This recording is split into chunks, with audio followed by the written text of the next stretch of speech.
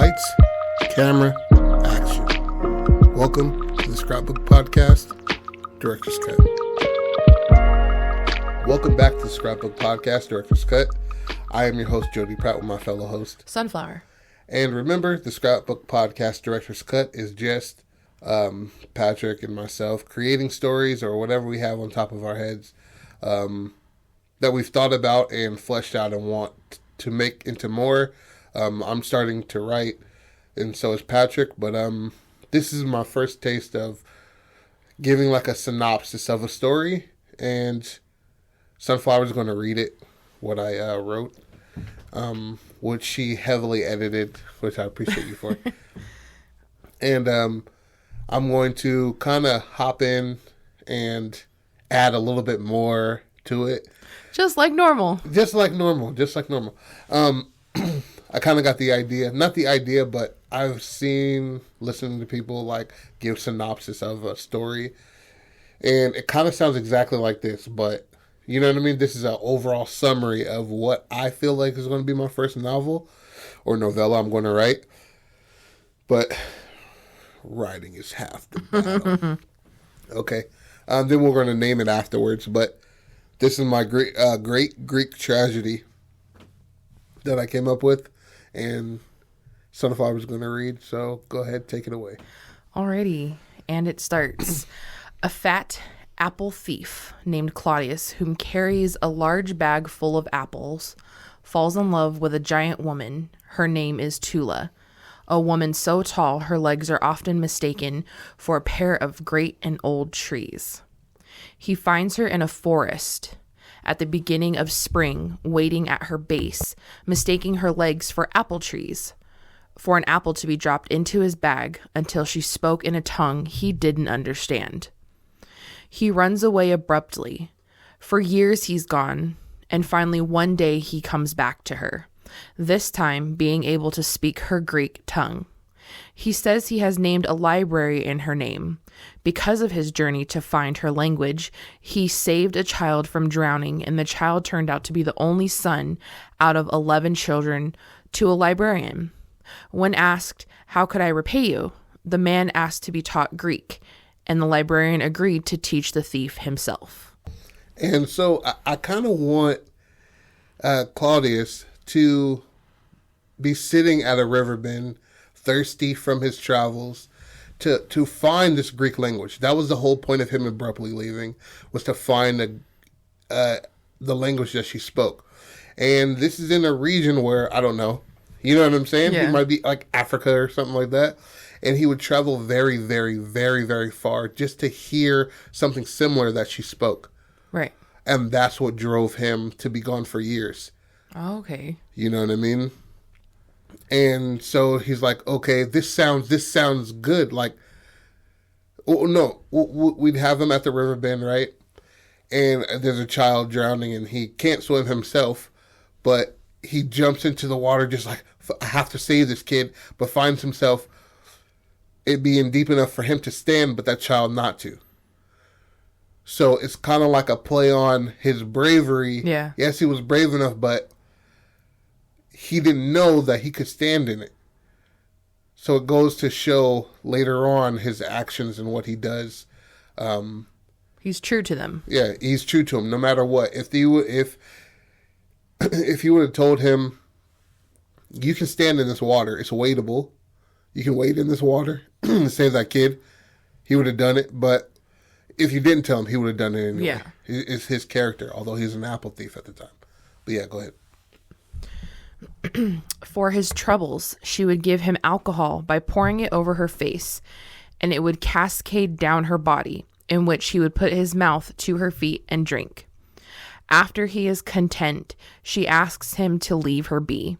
Subsequently, she has came to that same forest to be unseen by society, and he wants to see her face. But she is afraid to show him because it's been a few thousand years since she was seen close to the ground, and her constant view of the sun has made her blind. Afraid her milky white eyes would terrify him, in which she only knows of such by the ravens flying around her head, reminding her what they look like because they look so delicious. She refused and asked him to leave again. Ignoring her, he ceased being an apple thief to become an inventor in order to send her messages of love. This meant inventing something that could fling hundreds of apples into the air. But alas, when they would reach her, they were frozen or rotten and disintegrated the moment she bit into them. She couldn't walk for too long due to lack of oxygen, so he stops being an inventor and becomes a mountain climber to climb the highest mountain to see her and call her his. One night, she tells him the reason she is a giant, which is because she was cursed for refusing water offered by Poseidon, as she was the first human to climb to the peak of Mount Olympus, but fainted before touching the gate, wagering her body for eternal happiness. And in turn, since she lost, and the gods can do with her body as they will, she is made to be as tall as her aspirations, so tall that she can reach the table in which the gods dine. She doesn't eat. All she does is steal and drink the liquor from their table, with the apple thief being the first one she has ever shared with. Admitting her addiction was so strong that she has lain with Dionysus twice, once to strike the taste of liquor from her tongue, and another time to regain the taste upon her tongue. The man admits to being a thief, and what he loves more than stealing is the taste of apple. His admission was met with acceptance from her. Then and there he halts being a mountain climber and becomes a poet, singing to her in the light of his moon every night. Whilst he was singing one night, a battalion of defeated foreign soldiers retreating from a great loss stopped to hear the former apple thief singing his song. A song in which gave them spirit and jubilation. When the song was done, the soldiers stood as tall as they did before walking into defeat and continued to sing the rest of their way home. But all I want to say is, that was hard as fuck. I wrote the shit out of that. I did a little bit. I did like 2%. Yeah, she helped me out because the way in which I think is I try to think this out really thoroughly, but yeah, I wanted to be a kind of a he's singing to these soldiers in which they completely ignore her. She's just a fixture upon the landscape. They completely ignored her and is enamored with these songs that he's singing of love. But they just think maybe he's just this fat, crazy guy who's singing these beautiful songs. But so much so that they forget about their defeat. They forget about their brothers in which they've lost. And they are just stricken with these love songs that he sings, these ballads that he's screaming into the air as loud as possible upon this mountain. But yeah, go ahead. Claudius falls ill from being at such high altitude for so long. Seeing this, she creates an argument and forces him from the mountain. He only leaves if she promises to show him her face. And so she promises. On the next crescent moon, she will appear to him at the base of the mountain. But it takes her literally a lifetime and a half to bend over at the waist and show her face to him. But she finds him nowhere when she reaches the base of the mountain. But at that base was a town that is named after him, with a statue surrounded by his favorite apple trees.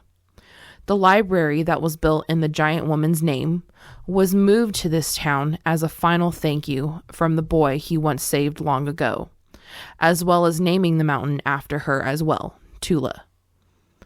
The only reason she knows this is because of 3 people who identified themselves as his grandchildren.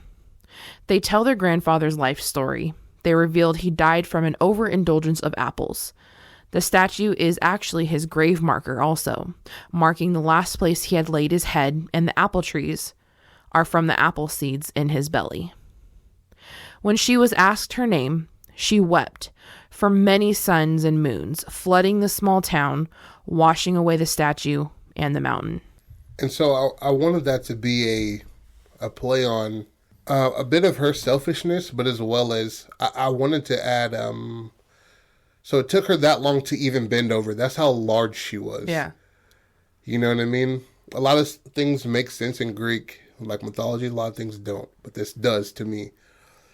And it took her so long to bend at the waist for her face to meet the ground, you know, in which she promised to meet him. A lifetime and a half has gone past. So he had kids, and then his kids had kids. And by that time, that's when she met the ground. And I want her face to be in the clouds, in which she's speaking from, and they're looking up, not knowing anything like this.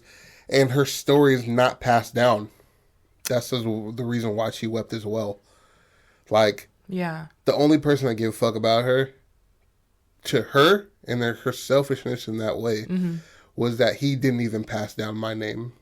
But he named these other things, but they don't even know what this name means. Yeah, the meaning behind it all. Exactly. But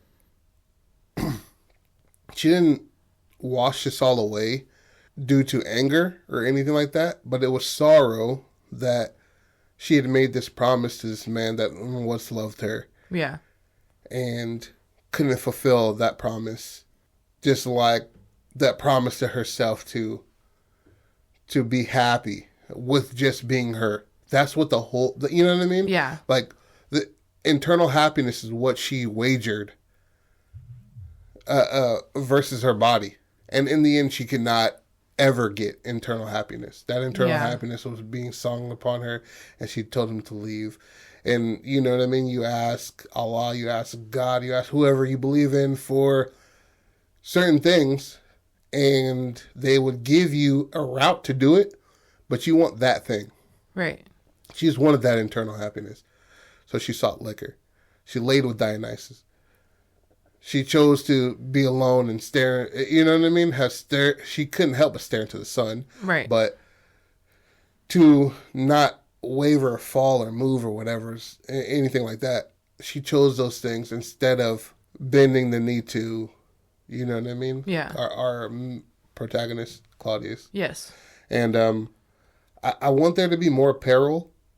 You know what I mean? I want there to be maybe on those years-long journey, or maybe back down from the top of the mountain. Okay. He would, maybe a couple things. Like, my brother Todd, shout out to Todd, was taught, he has a story about, you know, it's this really dope-ass, it's odd Thomas kind of thing he's going on with.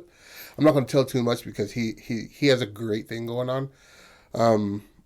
And I didn't know Medusa had sisters. I didn't either. You know what I mean? Like, and those are part of his stuff. But I would want him to battle something on the way back down, and to show that, or maybe somebody who's climbing up the mountain, he would kill them, or you know what I mean? And it would show his. That would be his selfishness to keep her all to himself. There's a word for that. Gatekeep. Yeah. To gatekeep something that he found beautiful and fell in love with and things like that, you know? Yeah. So he wanted to keep that to be like 100% his. He did not want to share that piece of information because people just think these stems are trees. Yeah. And it was, nothing had made him try besides her. He was an apple thief. Yeah. He literally went to orchards and just dined on apples and have this big ass bag of apples and stuff like that. Nothing has made him test himself. Right. Saving that kid, building these things.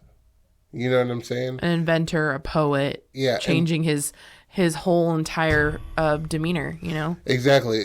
And singing aloud, you know, which takes a lot, even talking aloud, you know. You know what I mean?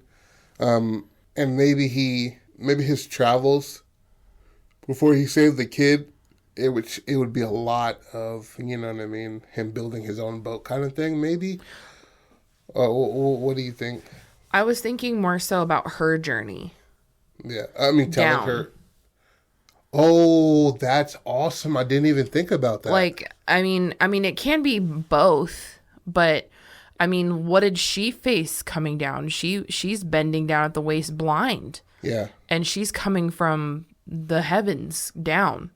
You know, like, what is she facing? Is she facing anything layer by layer coming down? You know, it took her a lifetime to come down, but what did she face? Did she age? Did she... I mean, she's thousands of years old. That's very true. Yeah. So it really would matter in that regard, but other things. But that'd be dope if he, like, met Hermes on the way down, the weather passed by. Because she's literally, as tall as she is, technically she'd be in the, like, you know, stratosphere and shit like that. Yeah, yeah. But, you know, maybe she battled the ravens on the way down. Maybe she ran because she made love to Dionysus. Mm-hmm. Maybe she battled her own children that she didn't know she had from Dionysus. You know what I mean? Who is a god of wine.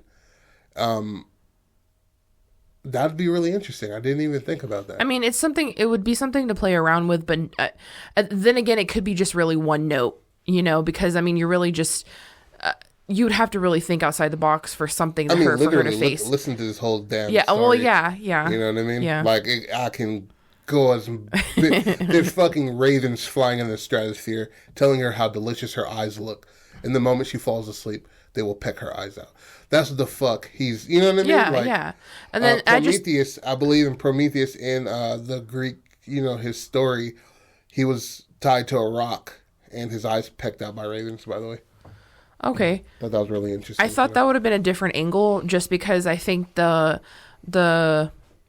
roads traveled by the people that get to a destination that they didn't realize that they were going to come upon is very common. And we always want to follow their story. But what about this person?